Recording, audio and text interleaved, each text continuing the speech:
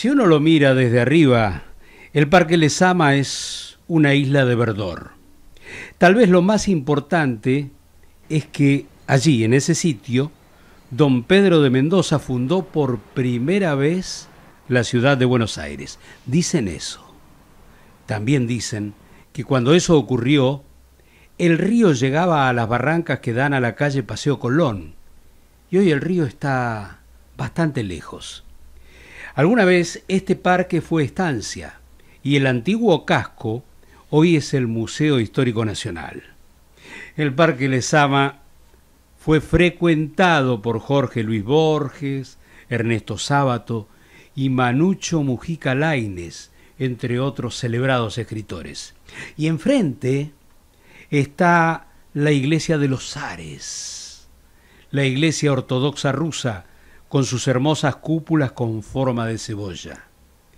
Vamos a descubrir juntos el comienzo de la historia de esta ciudad, la capital de la Argentina, en un sitio con misterios atrapantes y que contiene además un rico anecdotario.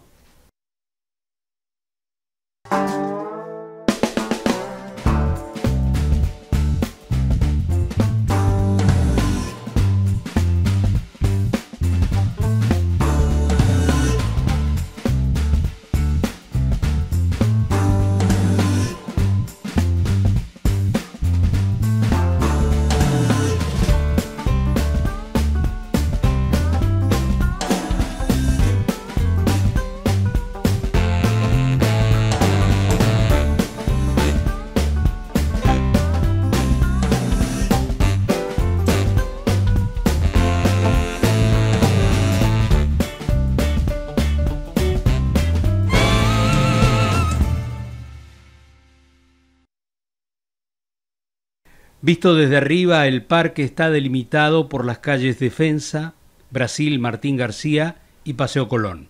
El río se ve a lo lejos, pero hace como 500 años llegaba a las barrancas que se derraman sobre Paseo Colón. Si no fuera por la calle Martín García, que le seccionó una parte del territorio, el Parque Lezama sería un cuadrado perfecto. Y está además surcado por un juego de laberínticos caminitos y senderos internos. Es un lugar mítico, el parque, y lindo además. Eso dice Soledad, que suele guiar a los que quieren conocer a Lezama desde las entrañas. Para mí uno de los parques más lindos de la ciudad. Estamos en un paisaje distinto también, sobre la barranca del río. Y una barranca que fue clave para empezar a contar la historia de la ciudad. Porque acá se supone, así dicen muchos historiadores, llegó don Pedro de Mendoza y fundó allá por 1536 esa primer Buenos Aires. Claro, porque el río llegaba directamente acá en la margen, lo que es hoy la calle Paseo Colón. Exacto, el río de la Plata que se juntaba acá nomás con el riachuelo, y en esa desembocadura, que era el lugar más profundo para anclar esos navíos, se supone que llegó don Pedro de Mendoza y hizo ese primer asentamiento, como dicen los historiadores, acá, donde vivían aquellos indios querandíes. ¿Con los querandíes? Estaban los querandíes, que eran una sociedad nómade. Al principio la relación fue buena, los caballos les fascinaron, les cambió la vida a los caballos de los españoles, pero después las cosas se empezaron a complicar y mucho. Fue sitiado, pensemos en este espacio sitiado por los indios, sus lanzas, sus boleadoras, y la realidad de estos hombres, estos 1500 hombres que llegaron con Pedro de Mendoza, se empezó a complicar, y se complicó mucho. Llegaron a morirse de hambre. Si quieren les cuento un poco, porque hay relatos, no estoy contando historias inventadas. No, acá hay un relato muy especial de Manuel Mujica Lainez. Manuel Mujica Lainez, que es genial, hizo una historia, un cuento cortito, a partir de un escrito de un alemán aventurero que llegó con Pedro de Mendoza y escribió las primeras crónicas de Buenos Aires. Parecían relatos fantásticos cuando los leyeron en Europa, pero no, era la realidad que vivieron estos hombres que padecieron el hambre. Cuentan que se hacían sopita con las botas, porque no había ni víboras ni ratas, ya todo lo habían comido.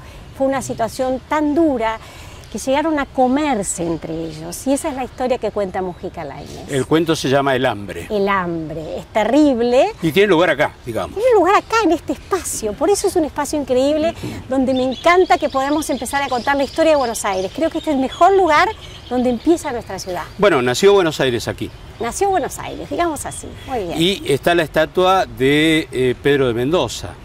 Está la estatua de Pedro de Mendoza, que tiene muchos detalles lindos. Primero un Pedro de Mendoza y atrás un indio querandí que dice por favor. Y después están los nombres de todos esos que acompañaron a la nave capitana. Y entre esos nombres aparece este señor, que es Ulrico Schmidl. ¿Quién era Ulrico Schmidl? Era un soldado aventurero alemán que vino como tanto soñando con ese sueño del Plata, ¿no? Un sueño que venía, la historia empieza con Solís, que descubre este río de la Plata, pero solo el nombre de la Plata, ¿no? Nada de esas riquezas maravillosas de Cortés, de Pizarro, nada de eso había en Buenos Aires. Así que ese primer asentamiento no prosperó. Claro. ¿Y este hombre qué hizo, Ulrico Schmidl, para quedar en la historia? Escribió este libro, Viajes al Río de la Plata, que es muy interesante. Así como don Pedro de Mendoza tiene su estatua, también Ulrico, el primer cronista de estos pagos, está inmortalizado con un busto. Es muy conmocionante imaginar que aquí nomás, en una de las barrancas de barro, vararon los precarios barquichuelos de madera de la flota del hombre que vino a fundar Buenos Aires. O botes, quién lo sabe. Igual la fundación duró muy poco, ni siquiera un año. ¿Por qué? Bueno, porque no fue buena precisamente la relación con los primitivos habitantes, los querandíes. Corrieron los indios, le pasó de todo. Él tenía sífilis. Vino con una misión, en realidad, sabiendo que si las cosas le iban bien, iba a ser uno de los principales beneficiados de todo esto, ¿no? Pero bueno, las cosas no fueron como él pensaba. Murió su hermano, atacado por los indios, y él también muere. Él muere en el barco camino a España. Así cuando vuelve. Cuando vuelve, ni siquiera pudo contar su historia. Por eso Ulrico es el representante de este tiempo, porque es el que cuenta en detalle todo lo que sucedió acá, en este Parque Lezama. Camino con soledad por la avenida de los Copones. Es un espacio de estilo grecorromano que termina con estatuas y una suerte de templete. La geografía del parque es hermosa y no se parece a ningún otro parque de la ciudad. Esto es porque desde aquella llegada de los fundadores, el sitio pasó de mano en mano y así fue adquiriendo una impronta propia. Este parque fue cambiando de dueños una y mil veces. Pensemos que estamos en 1536, fue una barraca donde vendían esclavos en tiempos de la colonia. Y después fue zona de quintas. Pensemos que a principios del siglo XIX toda esta zona, sobre todo Barracas, que está ya enfrente, ya estamos en Barracas, sí, más, era zona de quintas. Y pensamos en los Álzaga, por ejemplo, Felicitas vivía acá nomás, el almirante Brown. Y acá vivieron muchas familias, sobre todo familias de origen británico. Por eso le decían a esta zona la quinta de los ingleses. Vivió un señor McKinley, un señor Horn, hasta que el dueño y señor de estas tierras, el que le puso capaz más belleza a estos copones, muchos de los monumentos, es el señor Lezama. Es el que le da el nombre al parque. Gregorio era un riquísimo terrateniente de comienzos del siglo XIX, esas fortunas que empezaban en la Argentina, y compra esta casa, mucho más sencilla, ¿no? Lo que es hoy el Museo Histórico Nacional. Lo que hoy es hoy el Museo Histórico Nacional, que es una preciosura, es un edificio muy italiano.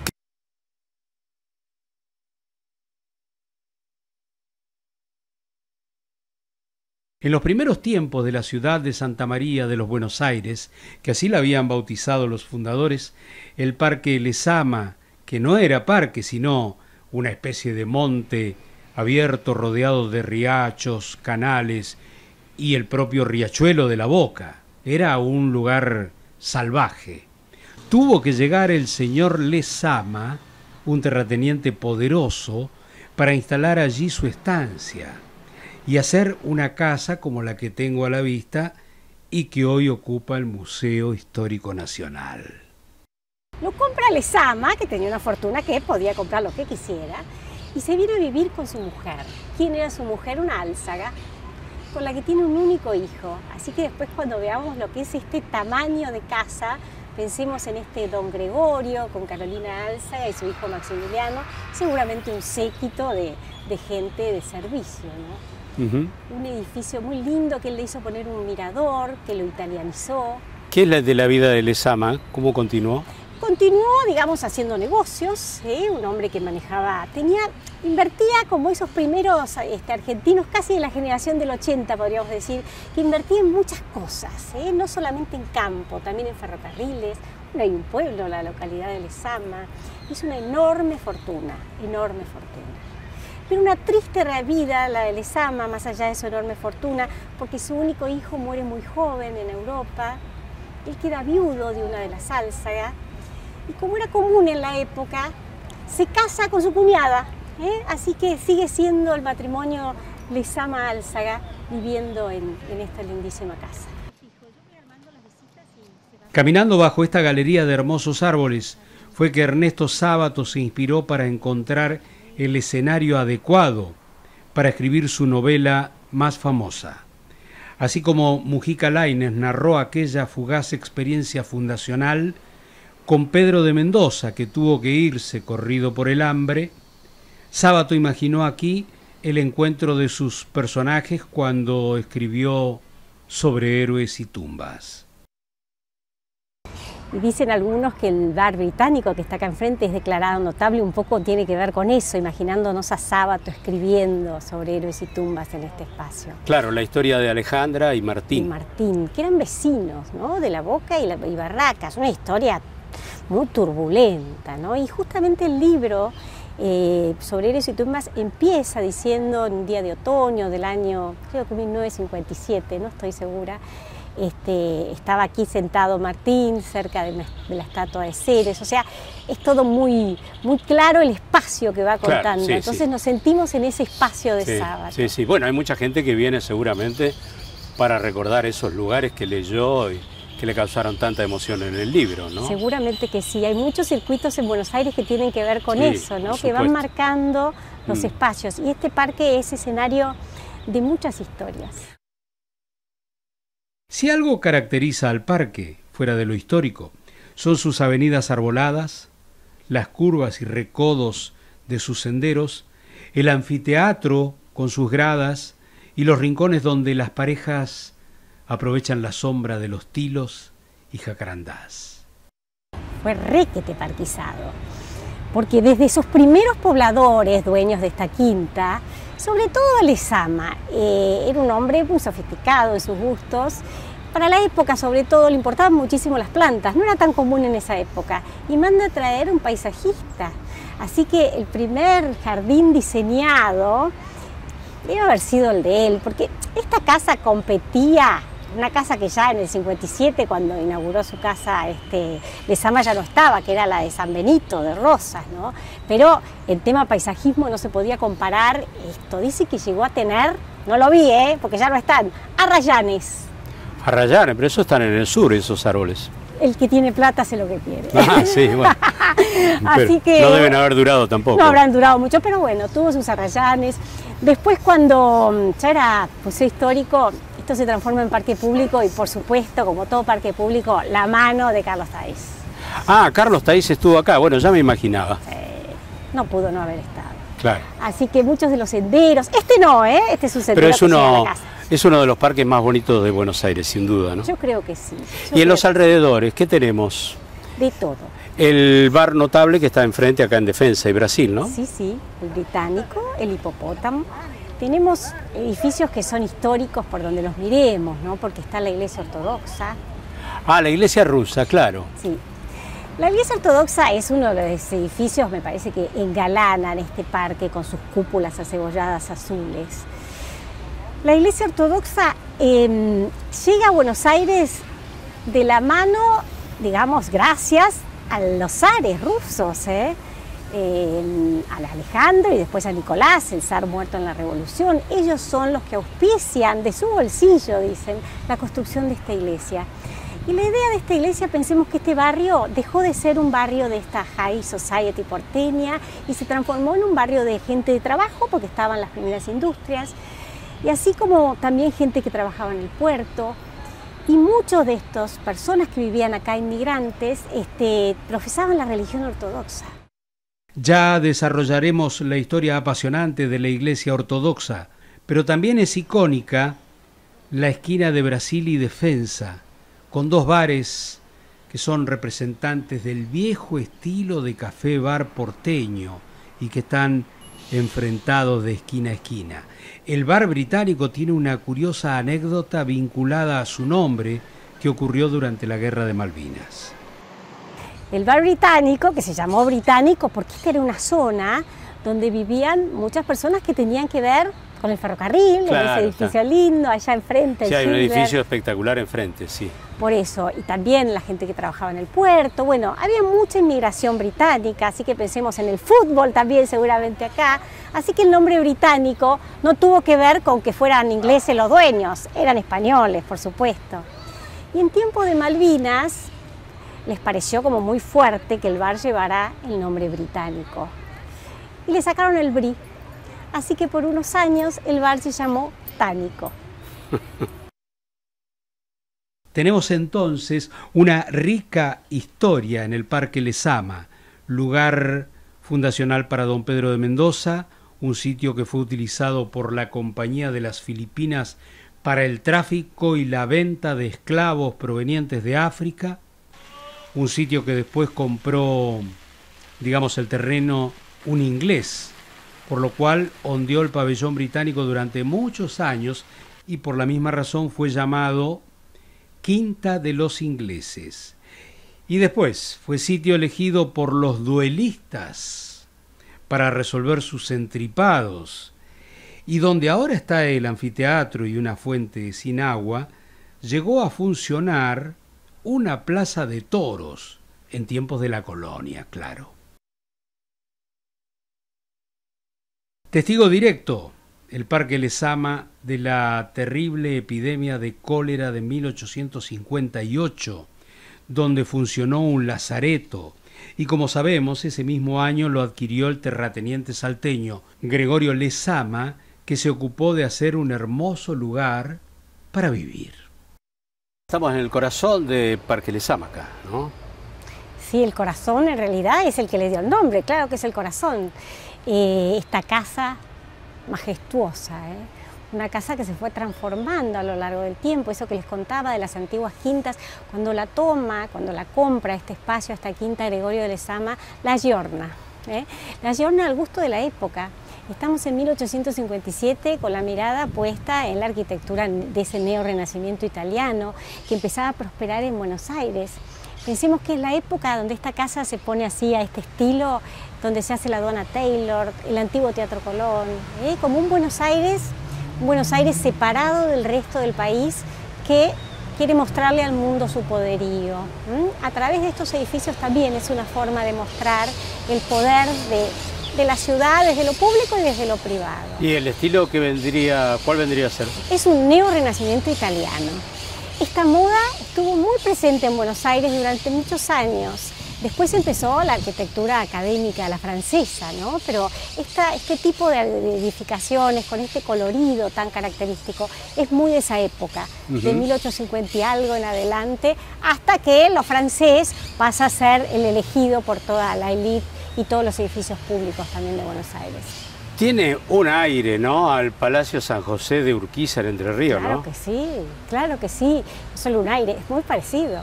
Y es una misma época, ¿no? Pensemos en ese Urquiza también, ya que lo nombra. Ese Urquiza, desde su Palacio San José, también en ese momento Urquiza era presidente de los argentinos, después de hecha la Constitución, ¿no? Buenos Aires sola, Urquiza presidente. Sí, buenísima esa comparación. Sí, y aparte tiene como algunas estancias también de la provincia de Buenos Aires, obviamente de gente muy adinerada, Que tiene como una torre también, ¿no? Ese mirador, pensemos en ese mirador con un río muy cerquita, donde por supuesto la vista al río era acá nomás, ¿no? Era acá nomás, la el río, idea claro. era la vista al río, ese mirador que mira al río y le da jerarquía, ¿no? Y era gigantesco, digamos, para quiénes, ¿cuántos vivían acá? Y la familia eran 3. Una casa grande para 3, Una ¿no? casa grande, ya lo creo, una quinta grande. Era una quinta, Era claro. una quinta, pero después también vivienda durante todo el año. Al quedar viuda la señora Lezama, decide vender su casa. Decide vender su casa para que sea paseo público. Pone condiciones la señora de ¿Cuál? Lezama. Que sea paseo público y que lleve el nombre de su difunto esposo. Ah, Se cumplieron los 2 deseos. Ella la vende a un precio irrisorio, pero con esas condiciones. Y por supuesto lo aprovechan, había que aprovechar semejante casa. El Museo Histórico Nacional ya había sido creado hace unos años, pero en realidad estaba en distintas sedes, estuvo en el Botánico, pero cuando llega acá es el gran momento del Museo Histórico Nacional, de la mano de Carranza, ese primer director que logró tanto, ¿no? Porque muchos de los objetos maravillosos que tiene este museo son gracias a este director Carranza. bueno. Ya conoceremos esa casa, hoy Museo Histórico, por dentro. Mientras, seguimos caminando con Soledad por los alrededores del parque. Este es un lugar tripartito, diríamos, porque justo aquí el barrio de San Telmo limita con el de Barracas y con el de Constitución. Y como estaba cerca del antiguo puerto de la ciudad y de la boca del riachuelo, surgieron fábricas de galletitas que todos recuerdan por generaciones. Enfrente está la casa de Bizcochos Canales. La industria Canales, sí, que si la miran en detalle dice 1910, Bizcochos Canales. Las primeras industrias alimenticias para alimentar a toda esta enorme población que había llegado para quedarse, surgen en este barrio de Barracas, así que uno camina por Barracas y se va encontrando y dice, wow, Águila, Opa, Terrabuzzi, Bagley, ¿no? Todas las importantes industrias están acá, en este barrio. Claro, y acá esto cuando funcionaba tenía un olorcito especial que inundaba todo el parque, ¿no? Porque Así hacían los dicen. famosos bizcochos. Los bizcochos, que son un clásico argentino. Claro, alimentó a generaciones eso. Y la familia Canale tiene una historia muy linda también de inmigración. Los Canale eran una familia de origen genovés. Don Giuseppe Canale, que llegó acá y puso una panadería. Se casó con otra genovesa, que no se fueron a la Boca, como casi todos los genoveses. Se quedaron en San Telmo, en la calle Cochabamba y Defensa, pusieron una panadería. El pobre Giuseppe muere, así que se queda Blanca viuda. Por eso la firma la sociedad anónima, viuda de Canale e hijos, que aparecían en esas latas clásicas. Y bueno, muy emprendedores, como todo genovés. Así que estos hijos, que tuvo unos cuantos hijos varones, se ocuparon de la empresa. Y bueno, durante 4 generaciones la familia Canale fue dueña de la industria. Las estatuas y monumentos de Parque Lezama lo adornan de manera estupenda. Sobre la avenida Martín García tenemos el monumento a la cordialidad argentino-uruguaya. En este espacio, así como recordando esa primera fundación en 1536, a los 400 años, como se hace siempre en las ciudades, por ejemplo, el obelisco es de la misma época, ¿no? Recordando esos 400 años, regalan un gran barco que representa la unión entre uruguayos y argentinos, ¿no? Esta idea de este río que nos une, representado por un barco. Bueno, y verdaderamente es un lugar maravilloso donde ahora se ha convertido en lugar de paseo y esparcimiento también, ¿no? Hay mucha gente que está... Incluso hay mesitas de ajedrez aquí. Sí, ¿no? Hay de todo, el fin de semana hay mucho movimiento. Es como el Parque 3 de Febrero para el norte, ¿no? Este es el gran parque del sur. El Parque Lezama es un gran patrimonio de la ciudad de Buenos Aires, pero es mucho más que eso. Es también de todos los argentinos, porque en su corazón está enclavado el Museo Histórico Nacional. En el siguiente bloque estaremos en el interior de ese museo, de la casa donde el director ha preparado una muestra extraordinaria de Cándido López, el hombre que fue soldado y artista, y que perdió un brazo en la batalla pero que se las ingenió para seguir pintando con la mano inhábil.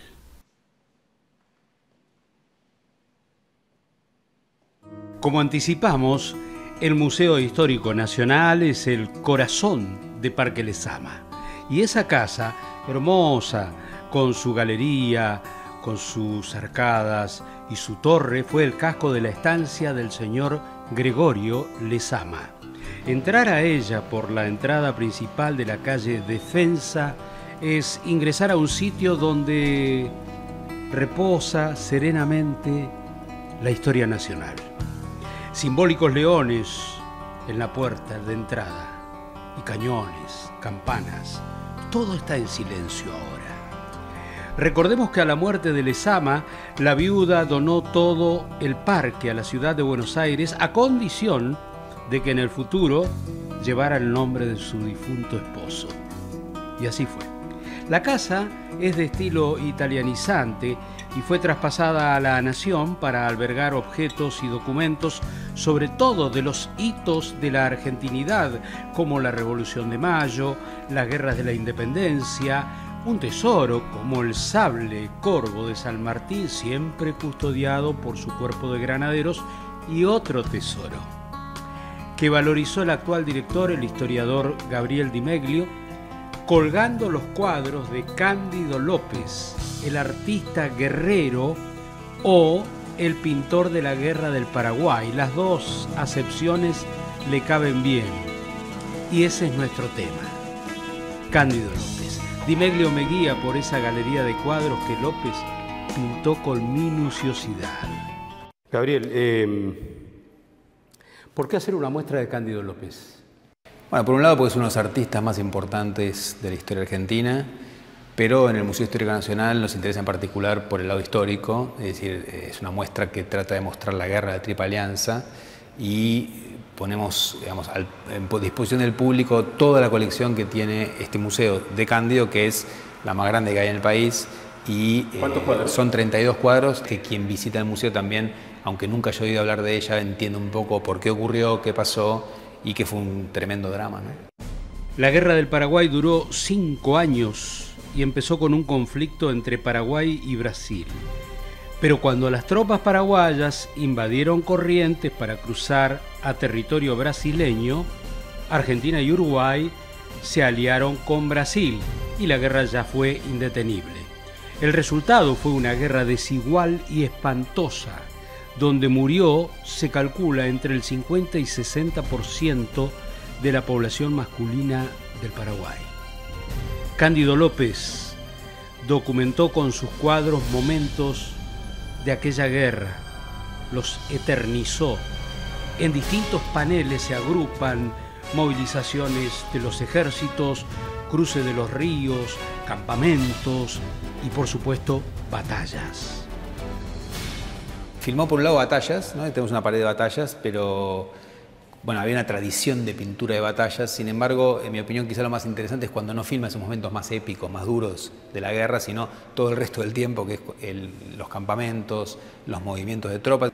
Bueno, Cándido era un daguerrotipista, ¿no? Es decir, es una especie de antecedente fotógrafo, también pintor. Pintaba en los pueblos de la provincia de Buenos Aires, del norte de la provincia sobre todo.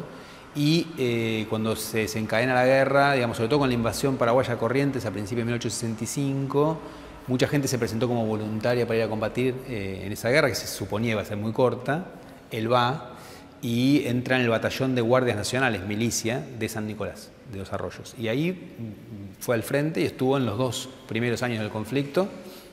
¿Y él va como artista por el apetito que tenía? No, va como soldado, como teniente, de hecho, teniente segundo, pero lleva su libro de bocetos y va bocetando la guerra también, ¿no? De hecho, buena parte de los cuadros que va a hacer después están basados en sus bocetos y también su memoria y también en cosas que fue rellenando, pero el boceto existe.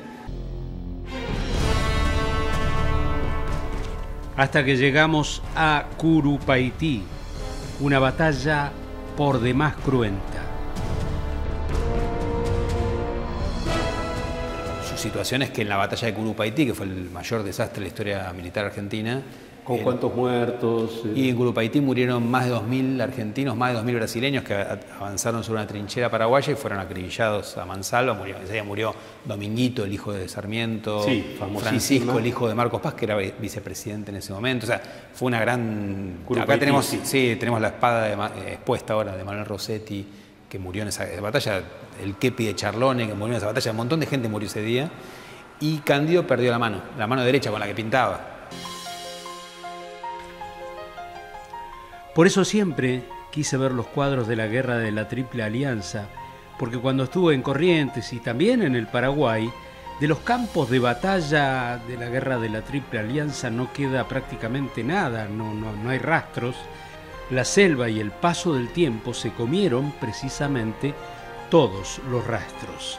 Y aparte, tratar de entender de dónde sacó entereza y fuerza de voluntad Cándido López para llevar a la tela esos bocetos que había dibujado con su mano diestra, esa misma que perdió en la batalla, y cómo después tuvo que acomodar su trabajo con la mano izquierda. En uno tenemos los campamentos, en otro tenemos los pasajes de ríos, que son algo que pintó mucho, ¿no? El ejército moviéndose, en otro los combates, y en otro una miscelánea con un hospital, una misa, un campamento arrasado, un paisaje, etc.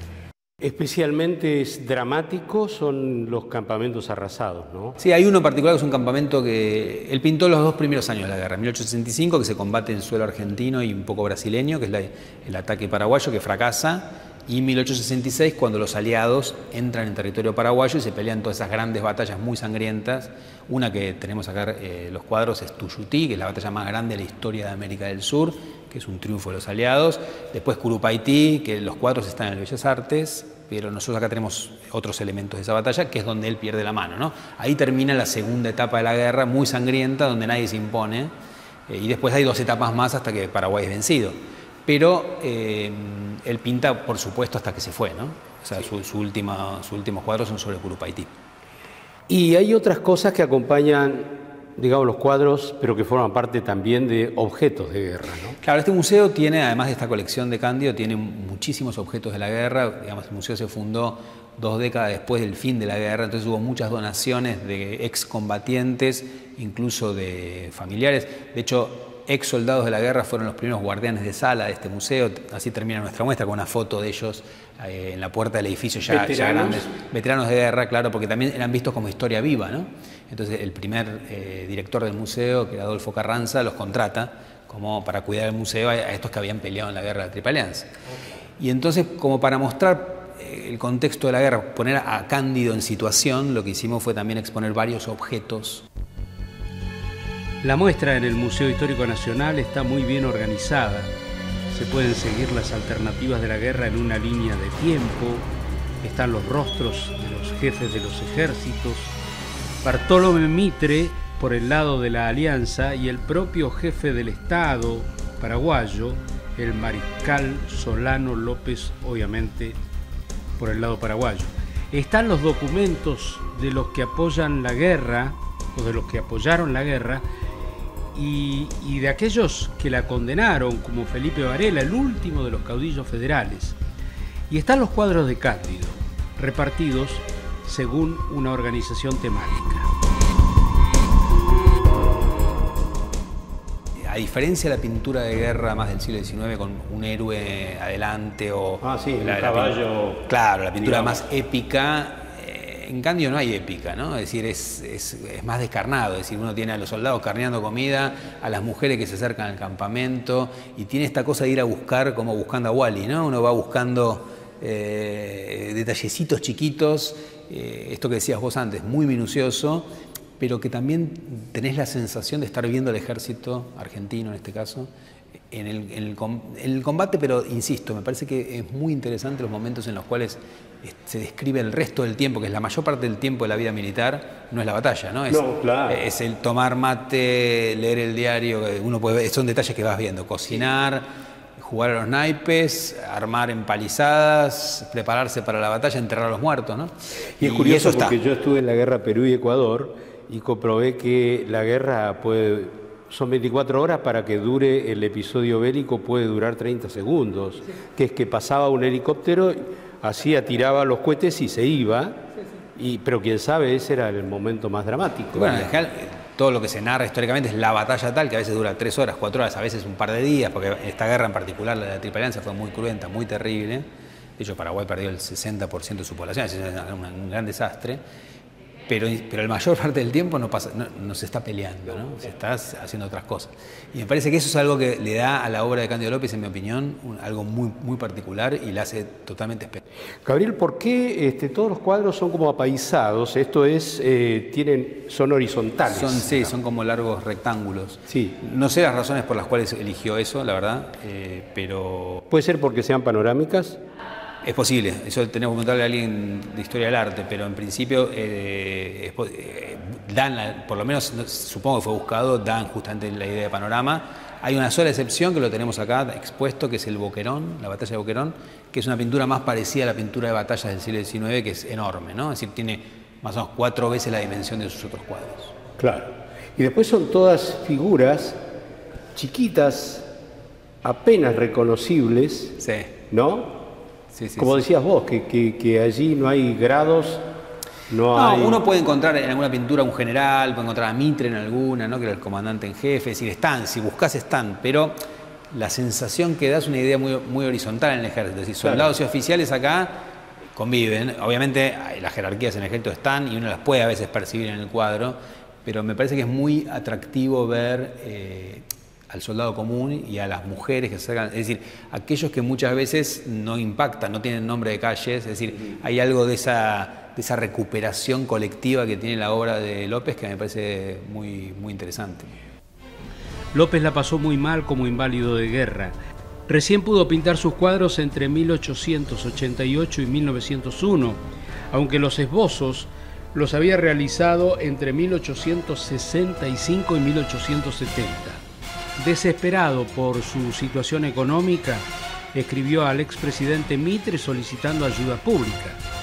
Mitre, que seguía siendo un hombre con poder, le consiguió un subsidio a cambio de cuadros que documentaran la Guerra del Paraguay. López pensaba pintar 100, pero solo pudo terminar 52, con un estilo muy particular.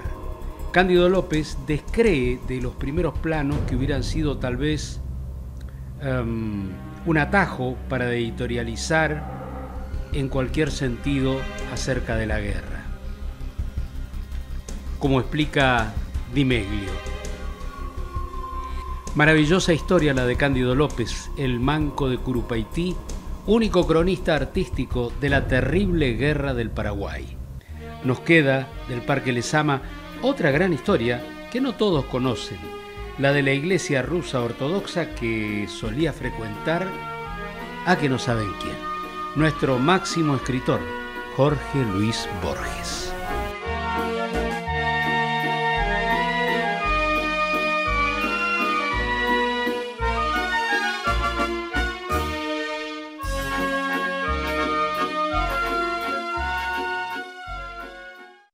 Al Parque Lezama, la iglesia ortodoxa rusa nos muestra todo su esplendor con sus 5 cúpulas acebolladas de color azul con estrellas doradas, coronadas por cruces ortodoxas. La Catedral de la Santísima Trinidad es monumento nacional argentino. El templo de la liturgia está en el primer piso y tiene un aire inocultablemente oriental. Y siendo Argentina un país con mayoría católica, estamos poco acostumbrados a penetrar en los sitios donde se practican otros credos o bien la espiritualidad se manifiesta con otros rituales, todo lo que hace más atractivo aún explorar entonces esta perla vecina del Parque Lezama. Por eso dice Alejandro Iwaszewicz, superior de la Catedral Ortodoxa. Poca gente conoce y también nosotros un poco no nos damos mucho a conocer. Ajá. Es parte de nuestra mentalidad, de conservar, cuidar. En la iglesia misma los momentos más importantes y más sagrados se llaman sacramentos y lo sacro tiene un poco de secreto, de privado, de íntimo. Lo que nos llama rápidamente la atención es la arquitectura. En la fachada figura como arquitecto el célebre noruego Alejandro Kristoffersen, autor del diseño del Palacio San Martín, del viejo Hospital de Niños y del Café Tortoni, entre otras grandes obras. Pero los planos, la verdad es que llegaron directamente de San Petersburgo, Rusia. Bueno, es una iglesia maravillosa que tiene, según veo acá frente al altar, rasgos orientales que parecen, ¿no?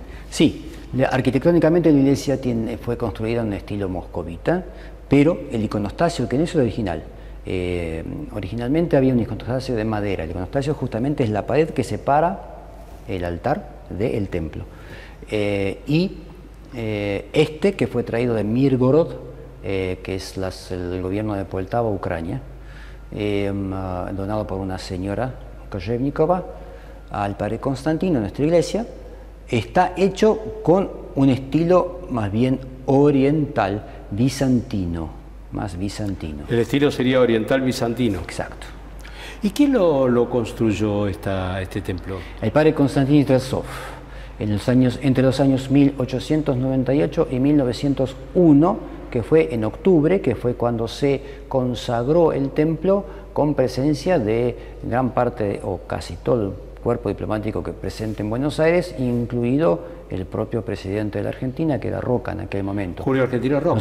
Nosotros este año estamos festejando justamente, o marcando de alguna forma, trataremos en lo que se pueda, los 120 años de la iglesia. Por todo lo que significó la Revolución Rusa y sus 72 años de un régimen dictatorial que terminó derrumbándose en 1989, y además porque fue el fin de los zares, lo político es un dato entonces no menor en cuanto al valor de la catedral, pues su construcción fue ordenada por los zares. Estaba Nicolás II, sí, así es. En la orden para la instauración de la misión imperial en Buenos Aires, el edicto o el decreto, en ruso es ukaz, fue mandado y enviado por su padre, el zar Alejandro III. Después continúa la misión y el templo es construido ya, por ejemplo, gran parte de la donación, todas las donaciones particulares fueron hechas por la madre, la zarina madre, la esposa del ya fallecido Alejandro III, y su hijo, Nicolás II, y otros miembros de la Casa Imperial. Sí. Desde la Revolución hasta la propia Revolución se ensañó, se pueden repetir muchas palabras del propio Lenin hablando sobre la religión y sobre la iglesia, se ensañó y la tomó como uno de los enemigos principales de lo que ellos querían instaurar, de ese reino o paraíso en la tierra que querían instaurar. Y fue atacada y aniquilada casi en su totalidad. Yo le comentaba que miles de obispos que existían en el año 1917, al año 20 quedaban únicamente 4 en libertad. El resto estaba o fusilados, asesinados, o en campos de concentración o en el exilio. La estructura visible, tangible de la iglesia desapareció hasta el año 43, cuando Stalin decide, también por necesidad política, porque tenía la invasión venía de Hitler, de darle al pueblo alguna razón firme y fuerte para pelear. No nos olvidemos que en las primeras apariciones del ejército alemán al sur de Rusia, sobre todo Ucrania, los recibían. Fue arrollador. Los recibían como libertadores, con pan y sal, como acostumbramos nosotros a dar la bienvenida.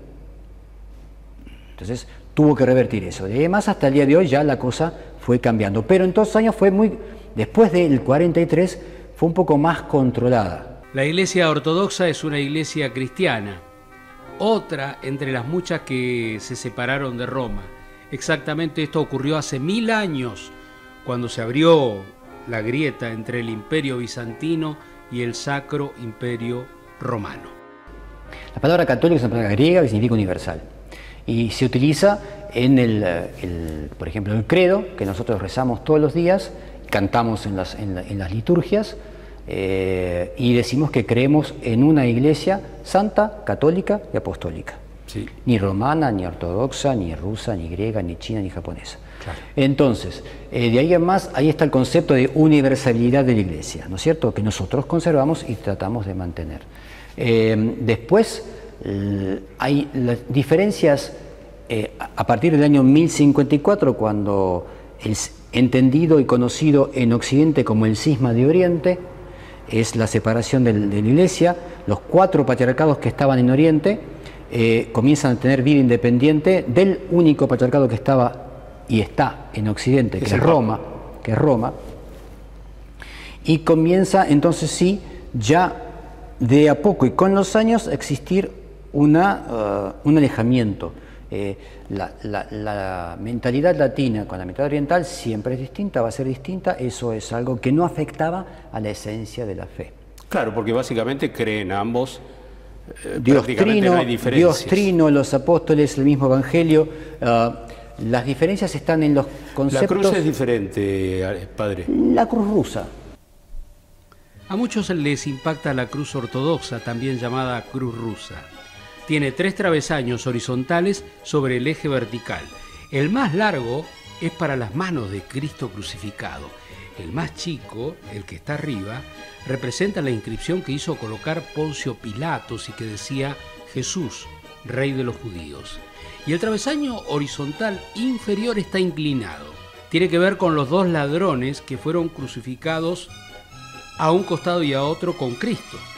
El extremo más alto representa al paraíso y es referencia al ladrón que se arrepintió de los pecados justo antes de morir. El de abajo al otro ladrón que no se arrepintió y representa al infierno. Por lo demás, todas las iglesias cristianas se parecen, hasta en el humito que despide el incienso en la liturgia y en la señal de la cruz que los ortodoxos hacen juntando los dedos, tal como me lo enseña el sacerdote. Según el superior, dentro del cristianismo, los ortodoxos son el 40% del total en todo el mundo y considera que en Argentina los fieles son una decena de miles. La pregunta que todos nos hacemos, ¿pueden casarse los sacerdotes? Nosotros, los sacerdotes, no nos casamos. Los hombres casados podemos llegar a ser sacerdotes, a ser ordenados sacerdotes. Y tenemos la opción de elegir, sino para antes de ordenarnos, si queremos casarnos o no, si queremos formar familia o ser monjes. Vamos monjes o vamos a un monasterio. No queremos ser monjes, queremos casarnos, entonces vivimos, primero tenemos que tener la novia, casarnos y después ahí recién la iglesia nos va a ordenar sacerdotes. Así es. Y tenemos nuestra familia, yo tengo 4 hijos, por ejemplo, solemos ser de varios niños, varios hijos, no uno solo, los sacerdotes. En Rusia eso es muy común. La hermosa iglesia ortodoxa de Parque Lezama supo tener accidentalmente un visitante ilustre, nada menos que el mejor escritor argentino, Jorge Luis Borges. Yo era chiquito, me acuerdo, y un domingo, la primera vez, Borges estaba paseando con su esposa en el Parque Lezama, la puerta estaba abierta, estábamos culminando con el oficio y como acostumbran hacer nuestros parroquianos, aprovechan cuando termina el oficio de pedir algún oficio especial, alguna oración especial, en este caso era un funeral. Y en un momentito, por pedido de mi padre, el padre Valentín, organizó con los parroquianos que habían quedado todavía en el templo un corito y oficiaron el coro. Y como decíamos nosotros, yo le comentaba recién, nuestros oficios de funerales, sobre todo los entierros, son tan emotivos que dan ganas de morirse. Entonces, Borges, sentadito justamente acá, a unos metros, preguntó de qué oficio se trataba, porque claro, fue todo en eslavo, ¿no es cierto? Entonces le comentaron que fue un funeral. Y estaba tan emocionado, que las veces sucesivas que él solía pasear por el parque, por San Telmo, y entrar al templo, preguntaba en la mesa de las velas, en la entrada, si es que iba a haber un funeral, porque se iba a quedar entonces para escucharlo.